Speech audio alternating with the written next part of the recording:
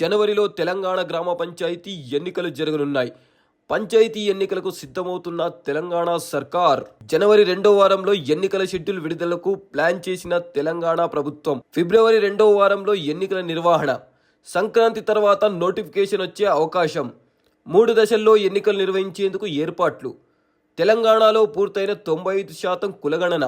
ఫిబ్రవరిలో సర్పంచ్ పదవీ కాలం ముగుస్తుంది కనుక బీసీ రిజర్వేషన్ల కోసం బీసీ డెడికేటెడ్ కమిషన్ నియామకం. రాష్ట్రంలో 32 జిల్లాలు, 12,867 గ్రామ పంచాయతీలున్నాయి. 1,67,33,584 ఓటర్లలో 82,04,518 మంది పురుషులు ఉండగా 85,28,573 మంది మహిళలున్నారు. వీరితో పాటు 493 మంది ట్రాన్స్జెండర్లు ఉన్నారు. పంచాయతీరాజ్ వ్యవస్థలో కీలక మార్పులు జరిగే అవకాశం ఉంది. 3 పిల్లల నిబంధనను ఎత్తివేయాలని ప్రభుత్వం యోచిస్తోంది.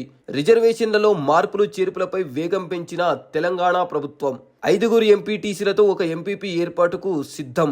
పారదర్శకంగా తెలంగాణ గ్రామ పంచాయతీ ఎన్నికలు ఉండనున్నాయని రాష్ట్ర ఎన్నికల కమిషన్ ప్రకటించింది.